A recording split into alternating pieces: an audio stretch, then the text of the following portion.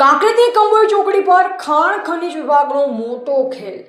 જમવાના બહાને ગાડી ગાયબ અને રેતીના ડમ્પરોને ગ્રીન સિગ્નલ।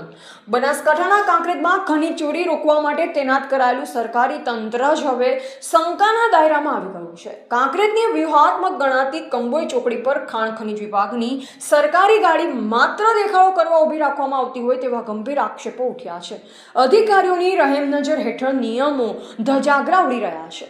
કંબોઈ ચોકડી રેતી અને અન્ય ખનીજના પરિવહન માટેનું મુખ્ય માર્ગ છે। નિયમ મુજબ અહીં દરેક શંકાસ્પદ વાહનની તપાસ થવી જોઈએ, પરંતુ વાસ્તવિકતા કંઈક જુદી જ છે।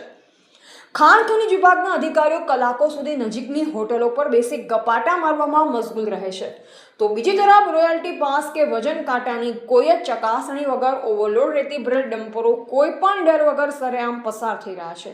સૂત્રો પાસેથી મળતી ચોંકાવનારી માહિતી મુજબ રોજ બપોરે એક સરખો જ ખેલ ખેલાય છે। બપોર થતાં જમવા જવું છે તેવું બહાનું આગળ ધરી ખાણ ખનીજ વિભાગની ગાડી કંબોઈ ચોકડી પરથી હટી સિહોરી તરફ રવાના થઈ જાય છે। બરાબર આ જ સમયે નજીકના પ્લાન્ટ્સની ગાડીઓ અને ડમ્પરો કોઈ પણ રોકટોક વગર ત્યાંથી પસાર થઈ જાય છે। આ આખી ગોઠવણ મિલીભગત તરફ સ્પષ્ટ ઇશારો કરે છે। ગાડી માત્ર શોભાના ગાંઠિયા સમાન કેમ? જો તપાસ જ નથી કરવી તો સરકારના લાખો રૂપિયાના ઈંધણ અને ગાડીઓનો ધુમાડો શા માટે કરવામાં આવે છે?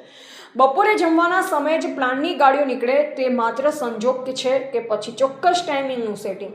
કંબોઈ ચોકડી પર સરકારી નિયમોની મજાક ઉડાવી રહેલા અધિકારીઓ સામે તાત્કાલિક તપાસ કરી પગલાં ભરવા લોક માંગ ઉઠી રહી છે। એવા પ્રવીણ શ્રીમાળી, કાંકરેજ।